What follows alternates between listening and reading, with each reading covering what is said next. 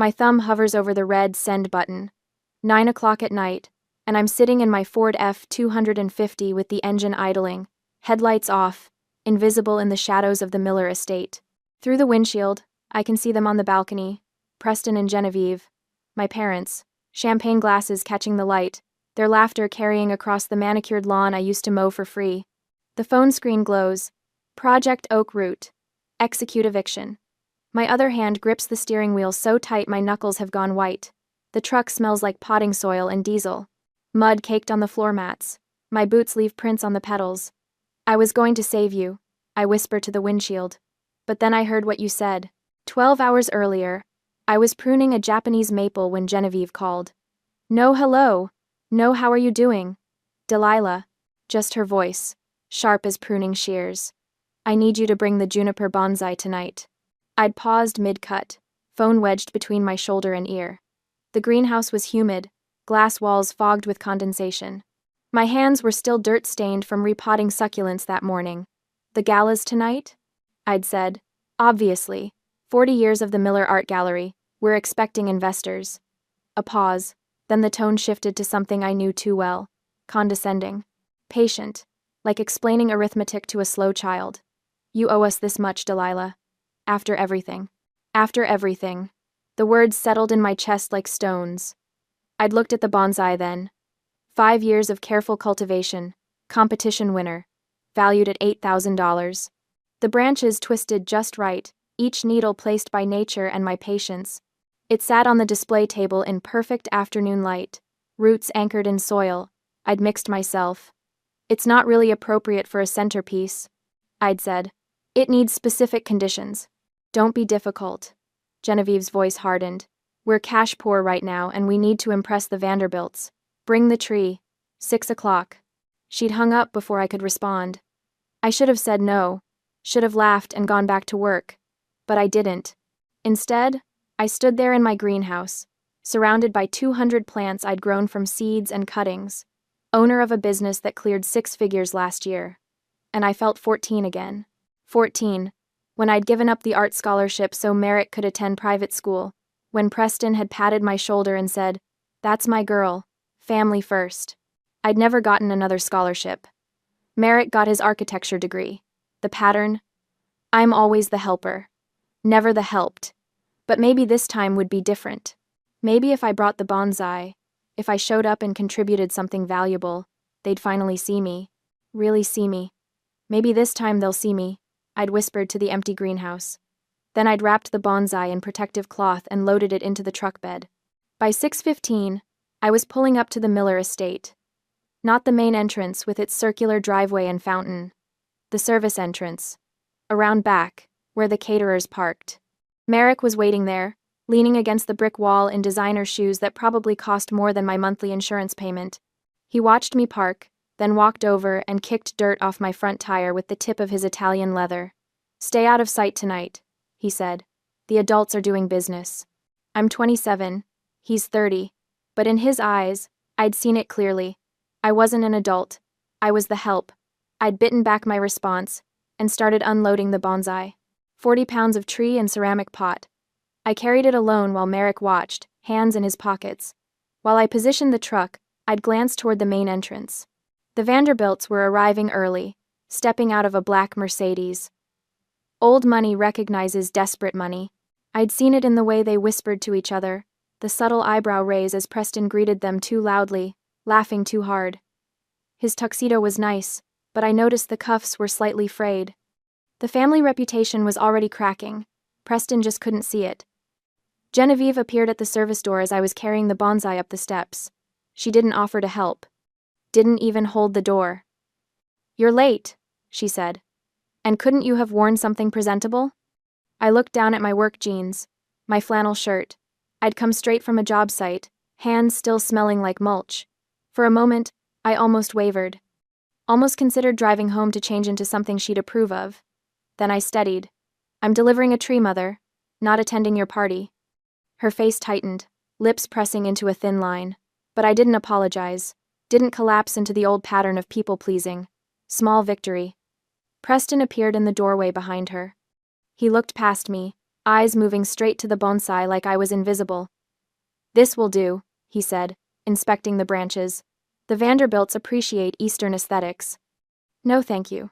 No acknowledgement that I'd just given them an $8,000 centerpiece for free. Merrick followed us inside, smirking. At least she's useful for something. My hands trembled as I set the tree down on the main hall table. The realization cut clean and sharp. My family takes. They never give. They never give. Now, sitting in my truck in the darkness, I look at that phone screen again, my thumb still hovering. Through the windshield, Preston raises his glass. Genevieve laughs at something a guest said. They have no idea I'm out here. No idea what's coming. I press send. Another memory flashes back. 6:45. I'm positioning the bonsai on the main hall table, adjusting the angle so the twisted trunk faces the entrance. My fingers brush the lowest branch, checking moisture levels out of habit. The ceramic pot leaves a ring of condensation on the polished mahogany. That's when I hear them. Preston's voice carries from the private viewing room. The door is cracked open. A sharp whine of microphone feedback cuts the air, then settles. They're testing the sound system. Slide 14. Perfect. I freeze. Hands still touching the branch. The wood is smooth under my fingertips, bark worn soft from 5 years of careful training. Merrick's voice answers, amplified by the speakers. The visuals tell the story we need. Something in his tone makes my spine straighten. I should keep working. Should finish arranging the tree and leave through the service entrance like I'm supposed to. Instead, I move closer. The hallway mirror catches my reflection as I approach. Flannel shirt, jeans with mud stains on the knees, hair pulled back in a practical ponytail. I look exactly like what I am, someone who works with her hands. The slideshow clicks. Once, twice. Through the crack in the door, I see the projection screen glowing bright in the dim room. Merrick stands there in a tailored suit, holding some crystal award. The photo caption reads, "The Visionary. Merrick Miller receives Architecture Excellence Award." Click. The next slide loads. It's me. I'm covered in pond muck, mud streaked across my face, kneeling beside a retention pond. Mid-laugh at something off camera. My work clothes are filthy. My hair is falling out of its tie. I look happy, completely unself-conscious. I remember when that photo was taken. Last spring. The Hendersons' backyard pond had clogged, and I'd spent 3 hours elbow-deep in algae and silt. Mrs. Henderson had laughed at something I'd said and snapped the picture. Said I looked like I was having the time of my life. Preston's voice breaks the silence. It's his presentation voice. Rehearsed, polished. The tone he uses when he's about to close a deal. We'll tell the investors. This is why we don't let children play in the dirt. A pause for effect. It proves we have standards. Merrick laughs. The sound echoes off the viewing room walls. Should we mention she charges people for this? He's really enjoying himself now. Actual money for manual labor. They're both laughing, practicing their timing, getting the rhythm right so the joke lands perfectly when the investors are watching. My breath catches. The bonsai branch slips from my fingers. Preston continues. The contrast is essential. Merrick's sophistication versus. Another calculated pause. Whatever Delilah is doing with her life. The words hang in the air. Clinical, precise. This isn't angry mockery. It's strategy. She's our cautionary tale, Merrick says. Visual proof that the Miller family has standards, that we recognize quality. The Vanderbilts will appreciate it, Preston adds. They'll see we're not sentimental about failure. My hand finds the wall. The plaster is cool, solid. I need something steady because the floor feels like it's tilting. This isn't about proving anything to me. It's not even really about me. I'm a prop, a before and after comparison. The photograph that makes Merrick look better by contrast. The photo will be seen by every investor in that room. By the Vanderbilts. By Newport's entire elite circle. They'll all laugh at the mud-covered girl who thinks she's worth something. I catch my reflection in the mirror again. Same flannel shirt. Same work jeans. But the woman looking back at me is different than the one who walked into this building an hour ago. Something crystallizes. Sharp and clear and absolutely certain. I don't want their approval anymore. The realization doesn't come with anger. Not yet. Just cold, perfect understanding. I'm not their daughter tonight. I'm their visual aid. My hands are steady as I walk back to the main hall. The bonsai sits on the table exactly where I left it. $8,000 of patient cultivation.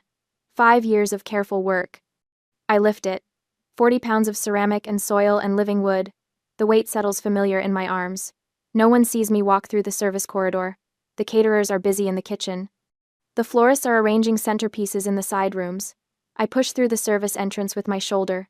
A caterer glances up from her van. She's young, maybe 20. Her eyes go to my face, then to the bonsai. "Miss Miller, is everything all right?" My voice comes out level, measured. The centerpiece won't work after all. She sees something in my expression, doesn't ask questions, just nods and goes back to unloading champagne flutes. Small moment, but it matters. Human decency versus family cruelty. The difference is stark. The truck bed is exactly where I left it. I settle the bonsai carefully, wrap the protective blanket around the pot. My hands know this routine. I've transported this tree dozens of times. The engine starts on the first try. Through the windshield, I can see the main hall windows. The display table sits empty now. Just a ring of water condensation where the tree stood. The dashboard clock reads 7:15. Guests arrive in 45 minutes. My phone buzzes. Genevieve's name lights up the screen. I silence it. The tears come as I'm pulling onto Ocean Avenue. My hands shake on the steering wheel, adrenaline crashing through my system now that I'm alone. But underneath the tears, something else is forming. Something harder than grief, colder than anger. I didn't just take back a tree. I took back myself. By 7:45, I'm pulling into the gravel lot at Verdant Horizons. The commercial greenhouse glows amber in the dusk, interior lights reflecting off glass panels. My hands are still shaking on the steering wheel. The F-250's engine ticks as it cools. I sit there, staring at the building I built from nothing. 2 acres of glass and steel. 3 full-time employees. Last year's revenue, $847,000. None of it matters right now. Through the windshield, I see movement. Hank and Sarah are still here, working late on the Pemberton estate installation. Hank's loading river stones into the bed of the company truck. Sarah's coiling irrigation line. They spot my truck. Both stop mid-task. Hank walks over first, work gloves still on, concern already creasing his weathered face. He's 62, been with me since the beginning. "Boss, what happened?" I try to answer. My mouth opens. Nothing comes out. Sarah appears at the passenger window with a bottle of water. Doesn't ask permission. Just opens the door and hands it to me. She's younger than Hank, maybe 45, but has the same steady presence. The kind of person who knows when to speak and when to just be there. I take the water. My voice finally works. They were going to use me, in a slideshow, to mock me in front of investors. The words sound thin, inadequate. They don't capture the rehearsal. I overheard Preston's voice dripping with practiced humor, Merrick's laughter. Hank's jaw tightens. Sarah's hand finds my shoulder, warm through my flannel shirt. "Come inside," Sarah says. I follow them into the greenhouse. The air smells like peat moss and green growth. Rows of seedlings in their trays, each one labeled in my handwriting. This is real. This is mine. Not the Miller Art Gallery, with its borrowed prestige and unpaid debts. We walk to the workbench area. I lean against the potting table, still holding the water bottle. "I asked Silas to come," I say. "If things went bad tonight." "Good," Hank says. He pulls up a work stool, gestures for me to sit. I shake my head. Can't sit. Too much adrenaline. Then Hank does something unexpected. He kneels down in front of me and starts unlacing my boots. "You don't have to," I start. He pulls a rag from his back pocket and wipes the heavy muck from the leather. He doesn't make them new, just knocks off the filth. "Clean slate, boss," or close enough. The words hit somewhere deep. Preston never cleaned anything, never knelt for anyone, never showed care through action. Sarah's hand stays on my shoulder. They're both just waiting. Not demanding explanations, not rushing me, just present. The greenhouse door opens. Silas Thorne walks in carrying his leather portfolio, still in his suit from whatever courtroom he left early. He's 53, my corporate attorney for 4 years now. Sharp mind, sharper instincts. "Delilah." He sets the portfolio on the workbench. "Talk to me." So I do. The whole thing spills out. Genevieve's demand for the bonsai, the slideshow rehearsal, Preston and Merrick laughing about using my photo as a cautionary tale. The empty centerpiece table I left behind. Silas listens without interrupting.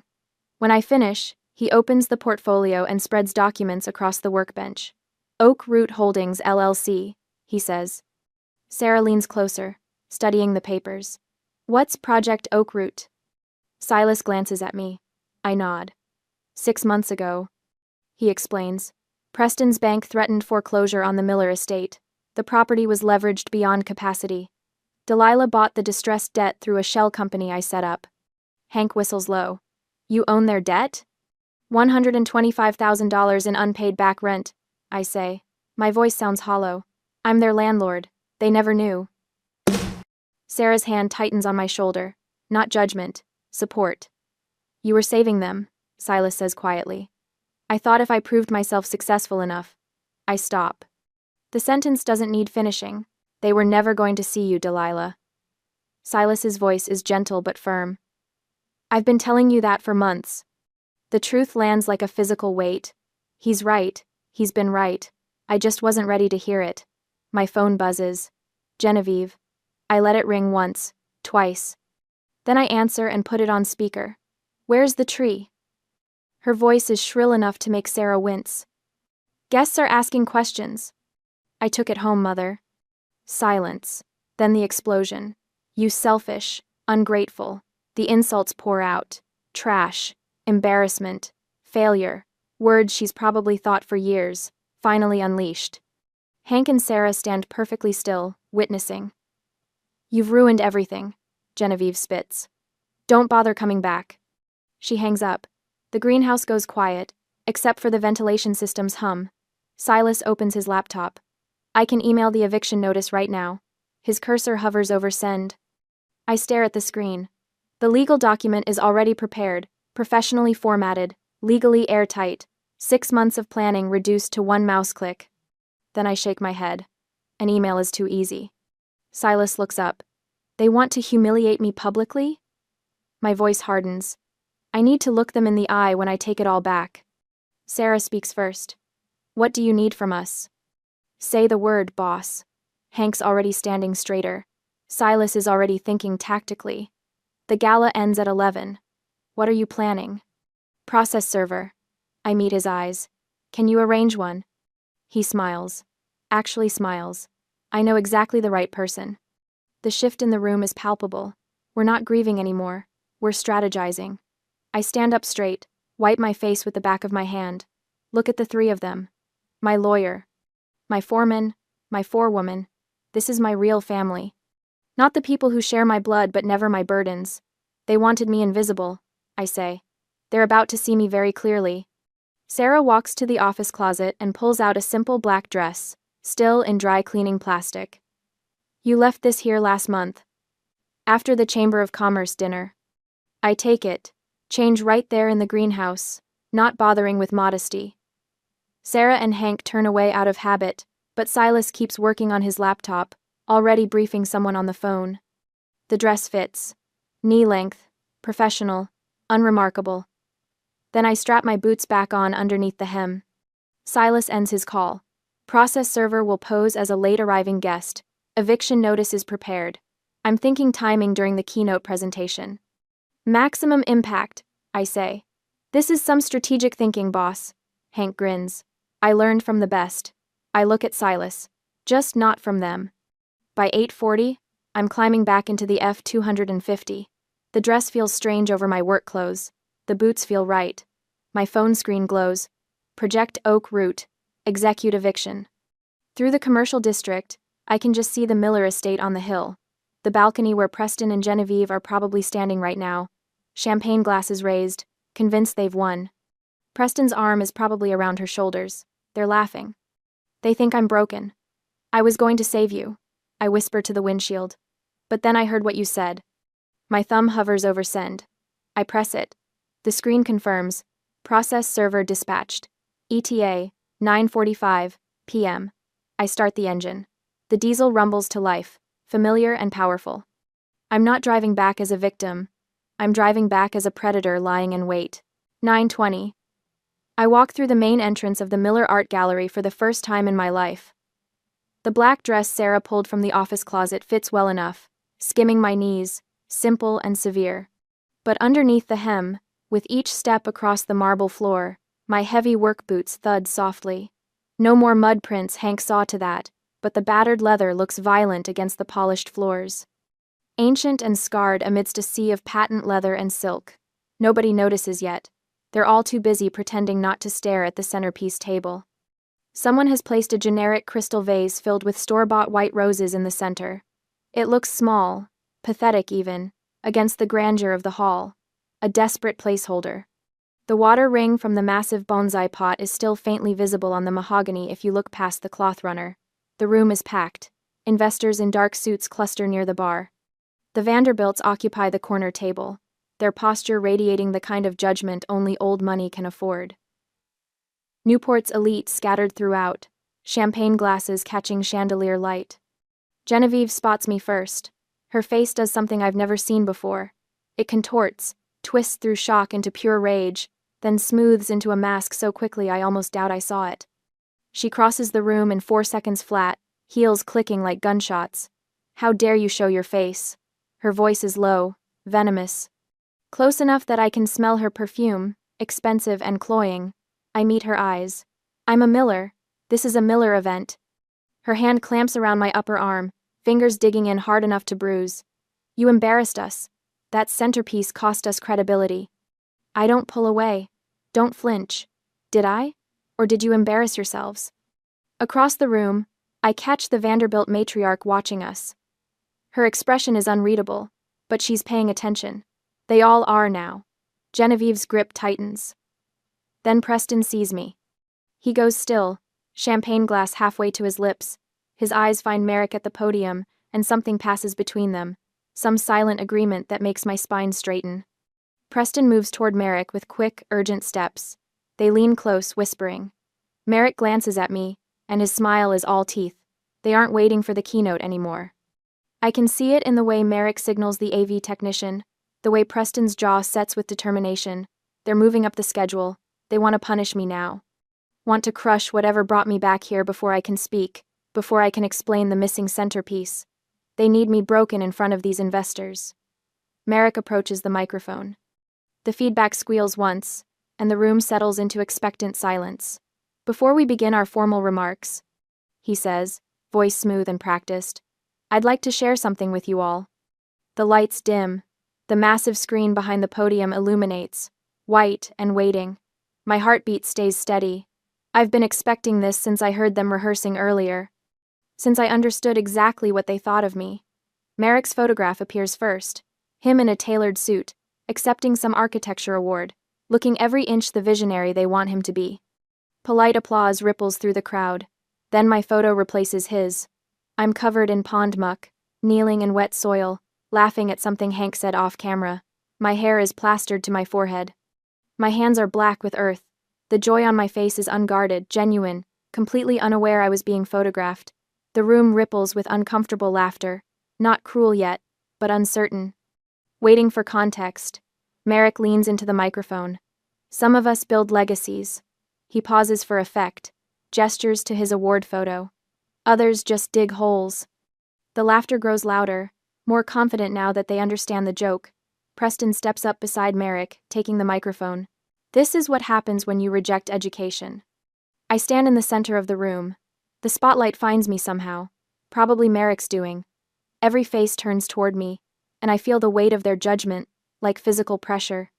This is the moment they've been building toward. Complete exposure. Total humiliation. I bow my head slowly. Let my shoulders slump.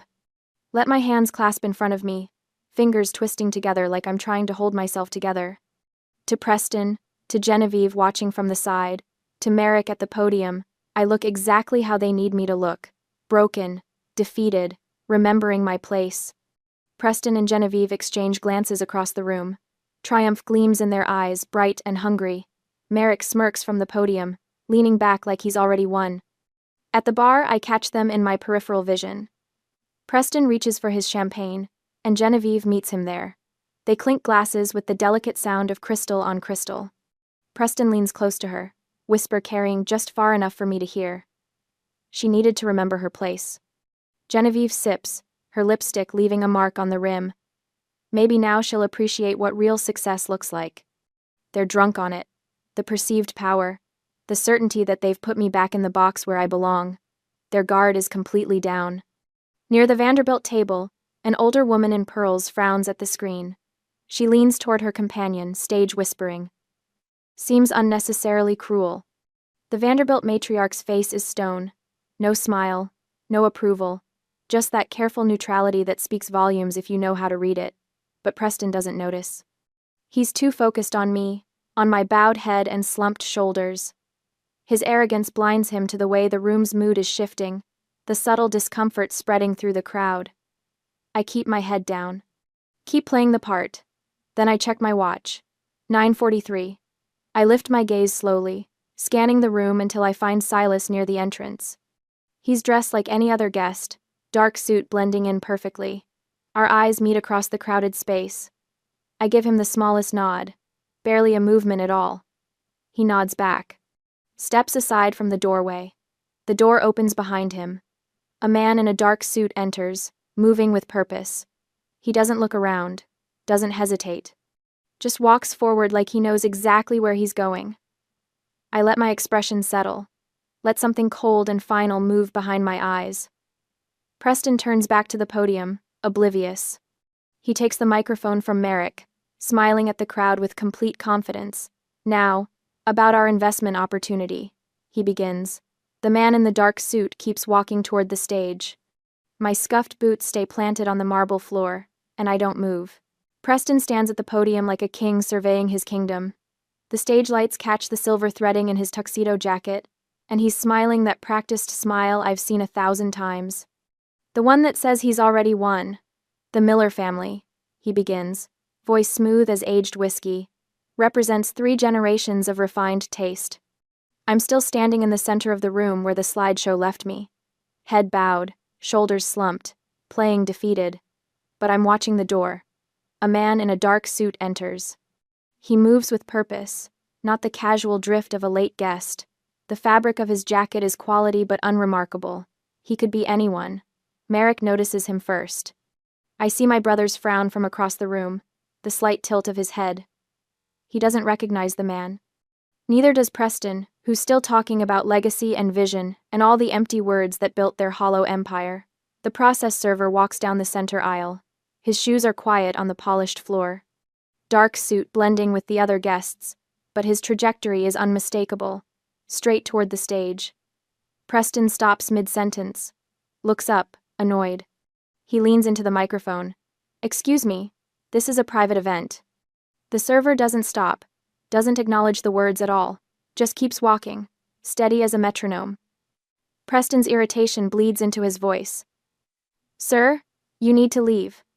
The room goes quiet, conversations dying like candle flames in wind, everyone turning to watch. The server reaches the stage steps, climbs them one at a time. Preston's face flushes red. His voice sharp now, amplified through those JBL speakers mounted in the corners. Get the hell off my stage, you peasant. Gasps ripple through the crowd. I see the Vanderbilts exchange glances, eyebrows raised. There it is, the desperation, the crack in the veneer, but Preston doesn't notice. He's too focused on this perceived threat to his authority. Do you know who I am? This is my gallery, my event. The microphone catches every word, broadcasts his rage to every corner of the room. The server stops 3 feet from Preston.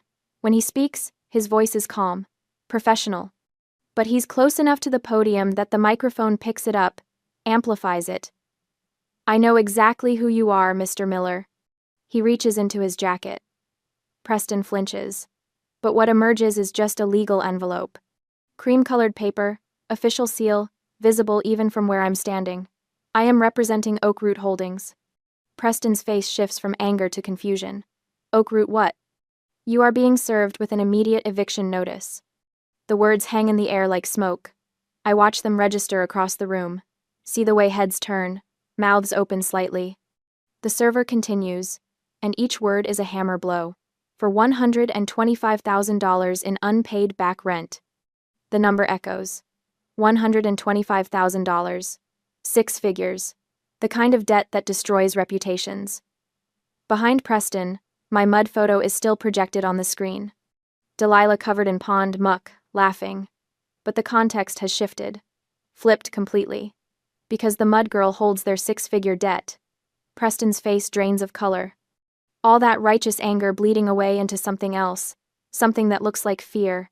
The Vanderbilts stand. Both of them, moving in sync. They place their napkins on the table with precise, deliberate movements. Then they walk toward the exit without a word. Not running. Old money doesn't run. But they're leaving. Avoiding contamination from this scandal. Other investors follow. I watch the social suicide happen in real time, exactly like Silas warned. The thing Preston feared most, manifesting right in front of him. "This is a misunderstanding," Preston stammers into the microphone. His voice has lost all its polish. "There's been some kind of mistake." The server's voice cuts through his protests. "Your lease is terminated effective immediately due to chronic non-payment. You have 48 hours to remove personal belongings." Genevieve's heels click on the floor. She's rushing toward the stage, dress swishing around her legs. "Who owns Oak Root? I demand to know." But the server isn't finished. Legal ownership transferred to Oak Root Holdings 6 months ago. All correspondence regarding the debt was sent to your attorney of record. Preston grabs for the papers. His hands are shaking so badly the envelope crumples. He stares at the documents like they're written in a foreign language. I start walking. Not rushing. Just steady steps toward the stage.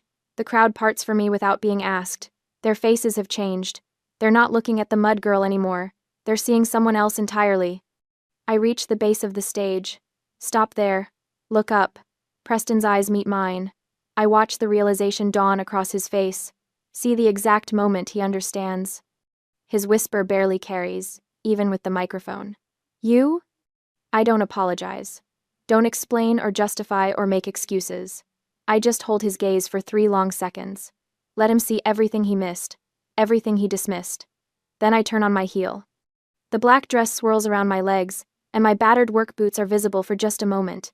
The boots I wore on purpose, the boots I never apologized for. Silas falls in beside me as I walk toward the exit.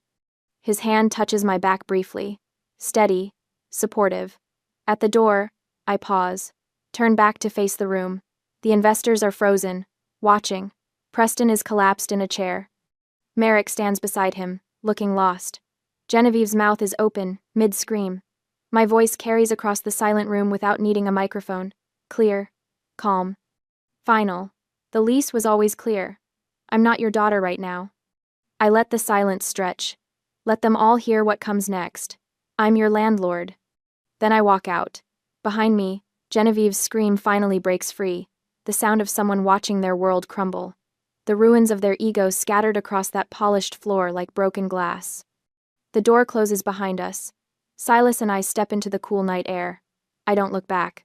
9 o'clock the next morning, and Genevieve's Mercedes pulls up to verdant horizons like she still owns the world. But she's wearing flats, not the Louboutins she'd had on last night. Flats. I notice from inside the greenhouse, hands deep in potting soil, repotting a Japanese maple that doesn't need my attention right now but gives me something to focus on besides the car door slamming. Hank intercepts her at the entrance. I hear his voice through the open windows, flat and professional. "Boss isn't taking visitors." "I need to speak with my daughter." Genevieve's voice cracks on the word daughter. Her makeup is smudged. She's wearing yesterday's dress, wrinkled across the bodice. I set down my pruning shears and wipe my hands on my jeans. Step into the doorway where she can see me. "We need to talk," she says. Her eyes are red. "We're family." I don't look up from the branch I'm examining. Family doesn't humiliate family publicly. The shears make a clean snip, precise. A small branch falls to the workbench. "Your father is devastated." She takes a step closer. Hank shifts his weight, blocking her path subtly. "Merrick won't speak to anyone. How can you do this to us?" Snip. Another branch. "I'm shaping the maple into something beautiful, something that will take years to fully mature. Patience and discipline. We raised you better than this." That one almost gets me. Almost. But I've heard this song before. The guilt, the manipulation, the assumption that I owe them something beyond the $125,000 they never paid. I set down the shears, wipe my hands clean on a rag, reach into my back pocket and pull out a business card. edges already worn from carrying it around since last night, knowing she'd come. I walk to the door and hand it to her. Bankruptcy attorney. Local, good reputation. The lease was clear, Genevieve. I don't call her mother. Payment terms were generous. 6 months of missed payments. We thought you'd understand. I'm not your daughter right now. The words taste clean in my mouth. True. I'm your landlord. She stares at me. Her hand trembles holding the card. And you're trespassing. She turns and leaves without another word, and I am left alone, thinking how I will never let anyone destroy what I have built. 3 months later, I'm standing on the balcony watching workers take down the Miller Art Gallery sign. The metal scrapes against brick, and I feel nothing. No satisfaction, no bitterness. Just the morning sun, warm on my shoulders, and the weight of my own building beneath my boots. Verdant horizons, headquarters. Sarah reads from the new sign as workers hoist it into place. Never thought we'd have offices with a view. Hank joins us, coffee in hand. He passes me a cup without asking if I want one. He knows I do. Boss, the $8,000 bonsai looks perfect in the window. I glance back through the glass.